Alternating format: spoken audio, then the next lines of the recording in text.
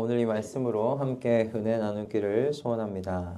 저는 이 말씀 읽을 때 간혹 왜 천사들이 이 목자들에게 이렇게 중요하고 중요한 이야기를 전하게 하셨을까라는 그런 생각을 하고는 합니다. 왜냐하면 이 땅에 하나님의 아들께서 사람이 되셔서 오셨다는 것, 이거 정말 중요한 이야기 아닙니까? 어떻게 생각해요, 선율이? 중요한 이야기예요? 하나님의 아들이 이 땅에 아기가 돼서 태어나셨다. 어떻게 생각해요? 중요한 이야기예요? 중요한 이야기죠. 그렇죠? 중요한 이야기예요. 온 우리 모든 인류에 정말 영원한 생명이 달려있는 그런 이야기를 지금 하나님께서 지금 누구에게, 천사를 통해서 누구에게 지금 전하고 계세요? 누구요? 목자들에게 전달하고 계세요. 제가 이게 참 넌센스다라고 생각이 드는 거예요. 자, 제가 이렇게 생각하는 이유는 천사의 여러분, 이 천사에 전한 이 소식을 목자들을 통해서 전해받은 것이 어떤 것과 좀 비슷하냐면, 제 아들이요. 네, 천천히 오시기 바랍니다. 제 아들이 요즘에 뉴스를 자주 봐요. 뉴스를 자주 보는데 그 뉴스의 내용이 이제 탄핵 이야기들이 많이 나오잖아요. 우리 아들이 이제 탄핵 이야기를 듣고 뉴스를 이렇게 보는데 뉴스를 보면서 저한테 질문을 되게 많이 해요. 이 단어는 이 뜻이 뭐예요? 탄핵의 뜻은 뭐예요? 이런 뜻은 뭐예요? 질문을 많이 해요.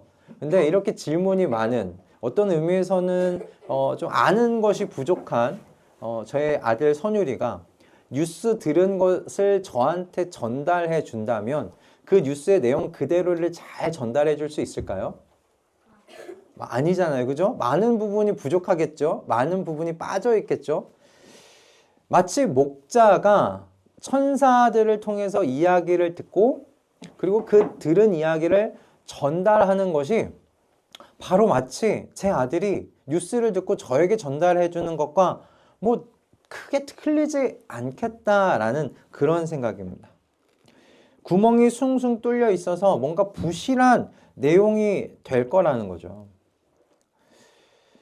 당시 목자들은 배우지 못한 사람들이었어요. 그리고 많은 사람들이 천대했던 직업이었습니다. 아마도 천사를 통해서 마리아가 들었을 때 그리고 그곳에 모여있는 사람들이 그 이야기를 전달받았을 때 구멍이 숭숭 뚫려 있었을 거예요. 그대로 천사가 전한 말 그대로 전하지 못했을 거예요. 본대로 전하기에는 정말 너무 두근두근거리는 이야기잖아요. 천사가 나타나서 하나님의 영광 중에 자신들에게 이야기를 했어요. 얼마나 떨리겠어요. 얼마나 마음 가운데 급했겠어요. 정말 우왕좌왕 두서없이 이야기를 전했을 거예요. 그런데 중요한 건 뭐냐면 마리아가 이 이야기를 어떻게 들었느냐, 마음에 고이 간직했대요. 마음에 고이 간직했대요. 두서없이 우왕좌왕하면서 전했던 이 이야기를 마리아가 고이 간직했답니다. 마음속에 그래놓고 곰곰이 새겨놓고 생각을 했대요. 자, 제가 크리스마스 오늘 이 말씀을 시작하기 전에 이 이야기를 말씀드리는 이유는 네. 마이크가 조금 저희 스피커가 문제가 좀 있나 보네요. 제가 이렇게 메시지를 전달해 드리는 이유는 여러분, 메시지를 전달하는 사람이 신통치 못하다고 해서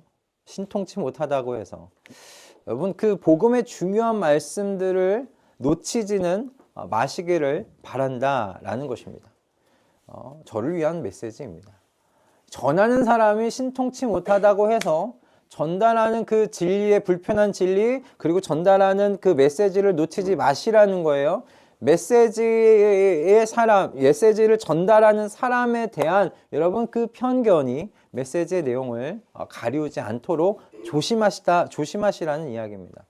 여러분, 마리아와 같이 말씀을 받고 마음에 고이 여러분 간직하는 것은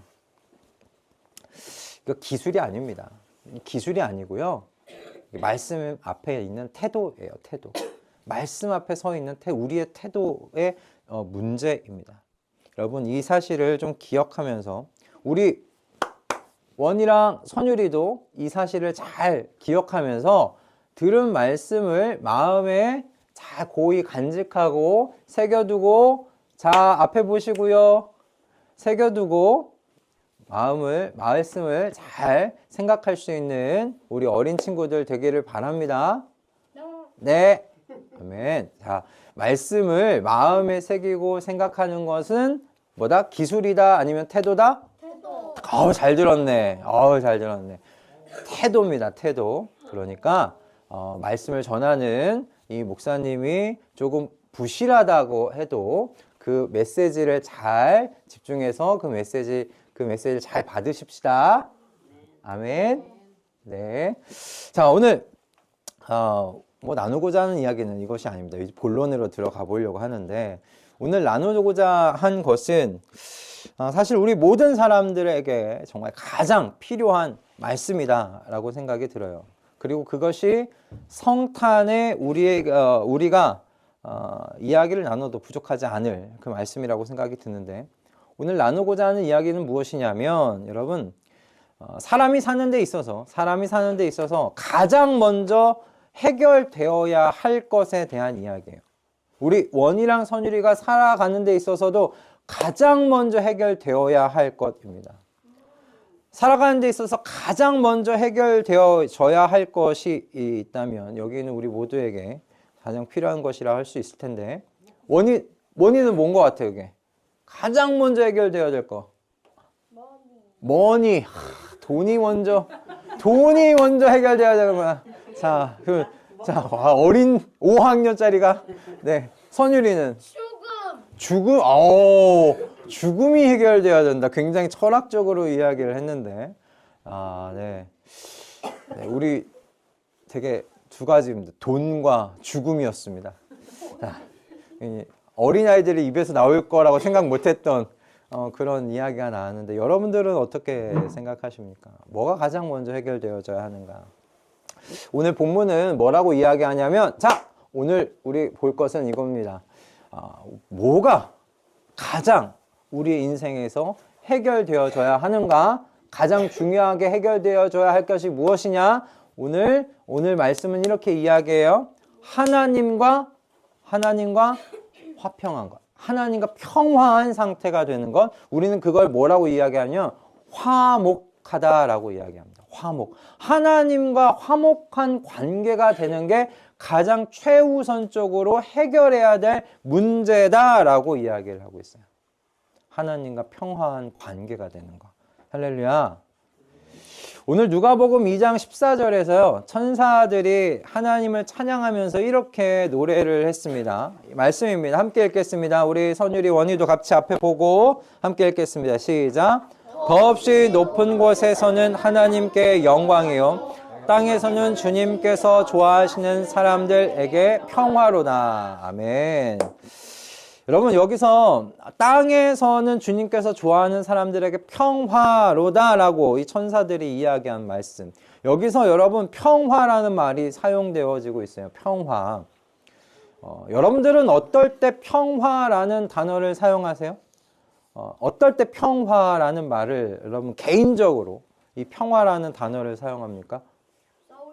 싸우지 않을 때. 좋아. 선율이는 어떨 때 평화를 쓸 것 같아요? 평화라는 말을. 난리가 없을 때 평화다. 그렇게 생각하는구나. 좋습니다. 좋습니다. 우리 할아버지가 끄덕끄덕 하면서 아주 훌륭한 대답이구나. 이렇게 지금 하고 계세요. 좋아요. 자, 우리 선율이와 원희가 생각한 대로 평화는 뭐 난리가 없고 그리고 싸움이 없을 때 그 평화다라고 이야기를 합니다. 근데 좀 많은 사람들은 또 좀 더 큰 어른들이 평화를 쓸 때 평화를 우리 좀 만사형통한 어떤 그런 상태의 평화라는 단어의 의미로 또 좀 사용하지 않습니까? 우리 개인적으로 평화다, 평화로운 상태는 만사형통한 거죠. 돈도 우리 원희가 이야기한 대로 돈의 문제가 해결되는 거죠. 머니의 문제가 해결되고, 그죠? 머니의 문제가 해결돼서 뭐 좋은 차도 사고, 넓은 집으로도 좀 가고, 자녀들도 대학 가고, 건강하고, 또 가정에서 아내와 남편과 자녀의 관계가 더없이 좋을 때, 그렇게 더할 나위 없을 때 참 평화롭다라고 이야기하지 않는가 싶습니다. 이 만사형통의 그런 상태인 거죠.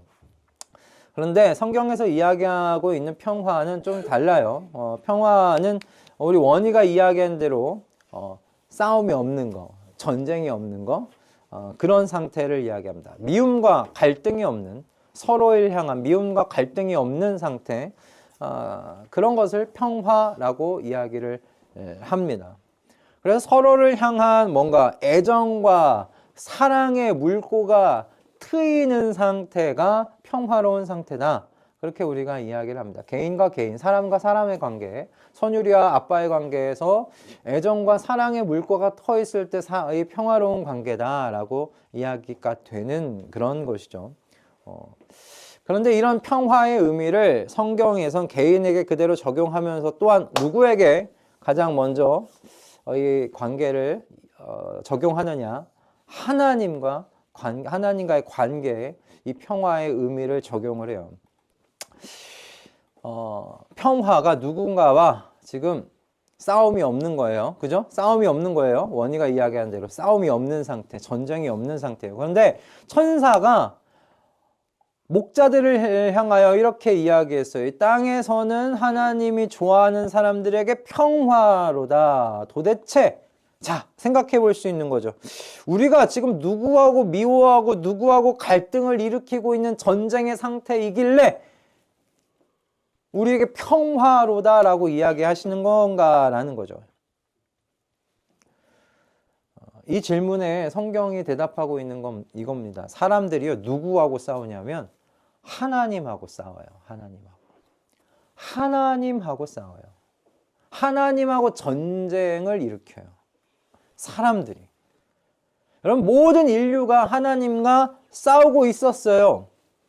그 사는 모습이 앞에서 말씀드린 대로 만사형통한 모습일지 몰라도 그 내면으로 들어가다 보면 마음에 하나님하고 싸워요. 원희가 하나님하고 싸우고 선율이가 하나님하고 싸울 수 있어요. 우리 모든 각자가 하나님하고 싸울 수 있어요. 왜요? 이런 거지. 하나님께서요, 주인으로서 지금 내 영토라고 생각하는 곳에 들어오는 게 싫은 거예요. 지금 이거 내 영토인데, 이게 내 영토인데 하나님이 들어오시려고 하는 거예요. 그래서 하나님이 주인으로서 내가 이 땅의 원래 주인이야 라고 이야기하는 게 그 이야기를 듣기가 싫은 거예요. 이거 내 건데 라는 거죠. 여기 영토는 내 것입니다. 이 돈도 내 것입니다. 이 차도 내 것입니다. 이 집도 내 것입니다. 이 자녀도 내 것입니다. 내 자녀와 아내와 관계가 좋은 것도 내가 애써서 이렇게 만든 겁니다. 이거 다 내 겁니다, 하나님. 왜 하나님 들어오셔서 내 건데 하나님이 주인 노릇 하시려고 하시는 겁니까? 하는 거죠. 하나님 들어오시면 이거 내 거라고 내가 주장할 수 없을 것 같은 거예요. 하나님이 불편한 거예요. 하나님이 불편해지기 시작해요. 여러분, 이게 죄입니다. 성경이 이야기하는 죄예요.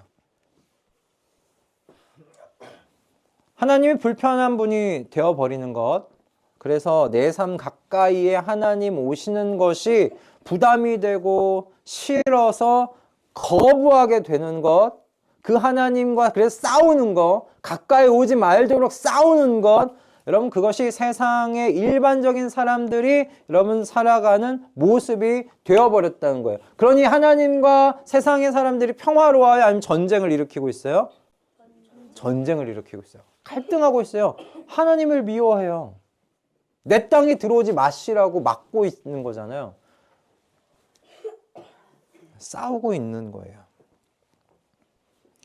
대신에 이제 어떻게 될까요? 하나님과 갈등하고 싸우고 전쟁함으로 말미암아 이제 사람들은 어떻게 해요?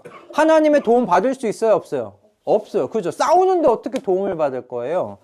그럼 이제 하나님 도움 못 받으면 어떻게 살아야 돼요? 잘. 누구 힘으로? 잘. 내 힘으로 잘 살아야 돼. 내 힘으로 잘 살아야 돼. 맞아요, 원아. 내 힘으로 잘 살아야 돼, 이제. 우리 선율이랑 원희는 어떻게 생각해요? 이제 지금 혼자 힘으로 엄마, 아빠 없이 혼자 힘으로 살아가야 한다면 어떻게 살 것 같아요? 혼자 살아가야 된다면. 누군가와 경쟁해서 내 거를 챙겨야 되지 않을까? 어떻게 생각해요? 필요한 것이 있으면 어떻게 얻을 거예요? 친구 집에서. 친구 집에서. 친구 집에서 친구가 안 준다고 그러면 내 거야 라고 하고 안 준다고 하면 어떡해요? 내 거야, 이거 내 거야 하고 안 주면 어떻게 할 거예요? 어디서 얻을 거예요? 걱정되죠? 그지? 어떻게 해야 되지? 어떻게 얻어야 되지? 내가 필요한 것이 있으면 경쟁해서 이겨서 얻어야 되는 거예요. 매일매일이 지금처럼 지금 어떻게 얻어야 되지? 머릿속에 막 멍해지지 않아요? 아니에요? 어떻게든 되겠지 이거예요? 어떻게든 되겠지? 아, 굉장히 낙천적이네. 어떻게든 될 거다. 그럼 엄마 아빠의 도움 없이 우리 선율이와 원희가 살아가야 된다고 했을 때 원희와 선율이 진짜 그렇게 된다면 매일매일이 걱정의 연속일 거예요.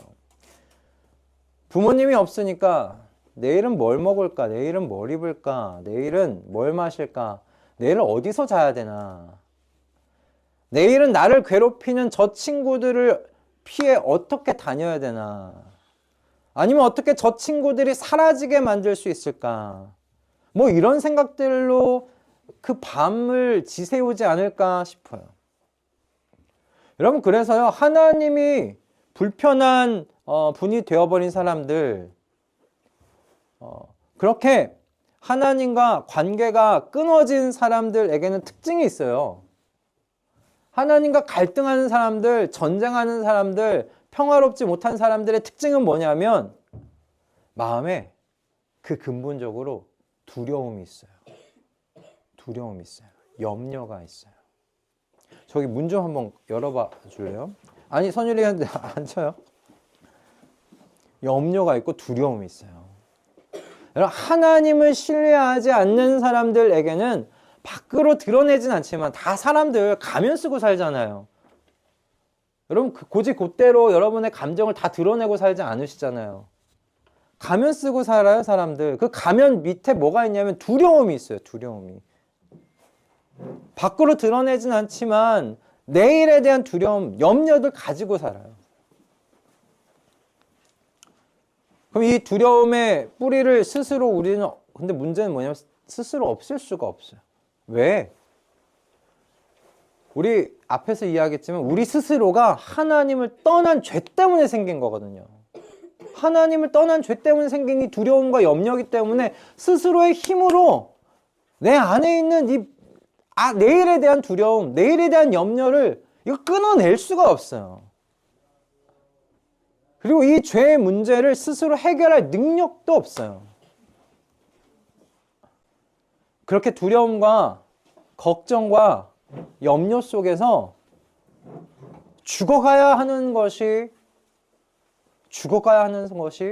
우리 모든 사람들의 운명이더라고요. 그런데 오늘 기쁜 소식이 전해진 거예요. 오늘 다윗의 동네에 너희에게 구주가 나셨으니 그는 곧 그리스도 주님이시다. 할렐루야. 그리스도 주님이 우리에게 오셨어요. 그리스도가 무엇인가? 메시아라는 의미고요. 메시아가 무엇이냐? 구원자라는 의미예요. 구원자 되시는 주님이 오셨어요. 어린아이의 모습으로 포대기에 쌓여서 구유에 누인 그 어린아이의 모습으로 오셨어요. 가장 약하신 모습으로 가장 낮은 자리에 가장 위대하시고 가장 강하신 분께서 오셨어요. 메시아로, 구원자로 오셨어요. 이렇게 오신 예수님을 보면서 천사들이 노래하고 있는 거예요. 더없이 높은 곳에서는 하나님께 영광이요 땅에서는 주님께서 좋아하시는 사람들에게 평화로다. 하나님께서 사람들과의 전쟁을 끝내시기 위해서 오셨어요. 끊어진 관계를 회복하시기 위해서 하나님께서 직접 어린아이의 모습으로, 싸우려는 모습이 아니라 어린아이의 모습으로 이 땅 가운데 오셨어요. 위협적인 모습이 아니라 우리의 보살핌이 필요한 어린아이의 모습으로 오셨어요. 여러분, 이 예수 메시아, 이와 같이 오신 예수 메시아께서, 예수 그리스도께서 왜 평화의 메시지가 되시는지 아십니까? 예수 그리스도를 통해서 하나님과 평화의 관계가 회복된 사람들이요, 그 사람들이 사람들과도 평화할 수가 있어요. 하나님과 평화롭지 못한데 사람들하고 평화로울 수가 없어요. 여러분, 중요한 것을 여러분 기억하시기 바랍니다. 사람은요, 사랑할 수 없는 존재예요. 사람은요, 평화할 수 없는 존재예요. 사람은 사랑을 만들어낼 수 없고요. 사람은 평화를 만들어낼 수 없어요. 하나님과 평화를 이루지 않고서는 사람들이 진정한 평화를 누릴 수가 없어요. 여러분, 인류의 역사를 한 3,500년이라고 했을 때 전쟁이 없었던 시기가 몇 년 정도 되시는지 아십니까? 500년? 500년. 아니 더 짧은 것 같은데. 자, 100년. 100년. 200년? 200년. 아, 200년. 조금 더 써보세요. 270년. 270년. 거의 맞았어요. 275년. 약 270년이래. 그러니까 사람이 산 어떤 큰 역사를 약 3,500년이라고 했을 때 전쟁이 없던 그 시기가 약 270년이래요. 한 8% 정도 되는 거예요. 근데 엘빈 토플러는요, 2차 세계대전 이후에, 그러니까 1945년 이후부터 해서 1990년까지 전쟁이 없었던 시기를 따져봤는데 어느 정도라고 하는지 아십니까? 어느 정도, 기간이 어느 정도 됐을까요? 전쟁이 없었던 시기가. 네? 일주일? 네, 비슷했어요. 아니요. 조금 더 됐어요. 3주. 1945년부터 1990년대까지 딱 3주 동안만 전쟁이 없었대요. 사람의 역사 속에. 여러분, 사람이요, 평화할 수 있는 존재가 아니에요. 평화를 만들어낼 수 있는 존재가 아니에요. 여러분의 인생을 한번 살짝 좀 돌이켜보세요. 사람 사이에 갈등이 없었던 때가 얼마나 있었는지 한번 살펴보세요. 갈등이 없었던 때. 친구와, 회사와, 이웃과, 내 남편과, 내 아내와, 내 자녀와 다 포함해서 갈등이 없었던 평화로운 때가 얼마나 있었는지 한번 살펴보세요. 없어요. 잠잘 때만. 잠잘 때만 있어요. 이게 우리 사람이에요. 사람은 평화를 만들어낼 수 없어요. 사랑을 만들어낼 수 없어요. 그런데 오늘 말씀 이야기, 주님께서 좋아하시는 사람들에게 주님이 주시는 평화입니다. 주님이 주시는 그 평화를 누린 사람들, 그 평화를 아는 사람들, 그렇게 하나님과 평화로운 관계 속에 있는 사람이요, 아내와 평화를 이룰 수 있고요, 자녀와 평화를 이룰 수 있고요, 이웃과 평화를 이룰 수 있어요. 그래서 예수님이 이 땅 가운데 오신 그 메시지가 평화의 메시지가 되는 거예요. 주님과 평화의 관계를 맺게 될 수 있게 되었다. 그 관계 안에 들어온 사람들, 세상 가운데 너희가 평화의 메신저가 될 수 있다. 말씀하시는 거죠. 여러분, 우리가 하나님과 평화로운 그 관계가 되어야 우리 안에 염려도 없고 두려움도 없고 갈등도 없고 하나님께 받는 사랑에 대한 확신이 가득할 때, 뭐 남편이 좀 사랑 못해줘, 나 하나님께 사랑받는데 뭐. 내 아내가 좀 뭐 바쁘고 막 이래서 좀 부족해도 하나님께서 채워주시는 것으로 충분해요. 감사하게 여겨. 그게 만족이 돼요.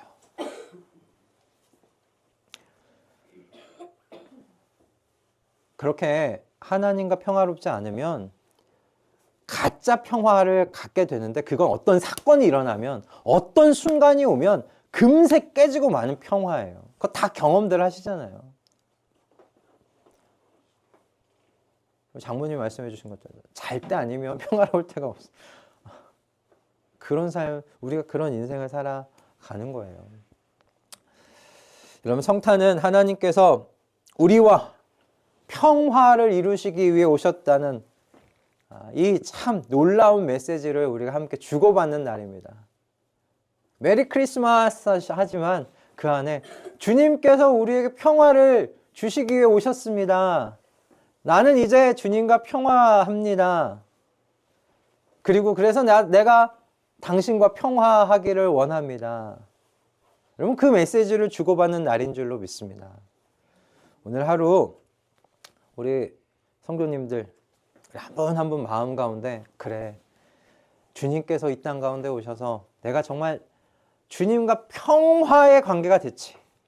주님과 나 이제 안 싸우는 관계가 됐지. 전쟁 치르지 않지. 갈등이 없지. 주님께서 주신 평화, 그 평화를 주님, 제가 누리기를 소원합니다. 그리고 그 평화가 내 남편에게, 내 아내에게, 내 자녀에게, 내 옆에 있는 이웃에게 그렇게 흘러가게 하여 주시옵소서. 그렇게 기도하면서 오늘 이 한날을 정말 충만하게 기쁨 속에서 평화 안에 우리 함께 또 거하여 지내가시는 우리 성도님들 다 되실 수 있기를 주님의 이름으로 축복합니다. 그리고 이 모든 메시지가 어디에 있어요? 주님께서 우리에게 주신 복음이라는 메시지 안에 있어요. 말씀, 복음의 말씀 안에 있어요. 여러분이 복음의 말씀, 복음의 메시지를 여러분 시간 내셔서 보시고 묵상하시면 여러분의 마음 가운데 깃들어 있는 모든 두려움들이, 모든 염려들이 다 옅어져 갈 줄로 믿습니다. 빛이 오면 어둠은 물러가는 거예요. 빛의 말씀이 여러분 마음 가운데 들어오면 어둠은 물러가는 겁니다. 염려는 물러가는 줄 믿습니다. 두려움 물러가는 줄로 믿습니다. 그러니 주님께서 주신 말씀, 그 복음의 그 말씀을 마음 가운데 그 빛으로 받아서 우리의 마음에 있는 모든 두려움, 염려, 갈등, 그 어둠의 것들, 그 잔재들을 물리쳐 나아가는 또한 우리 말씀의 성도들 다 되실 수 있기를 주님의 이름으로 축복합니다. 아멘.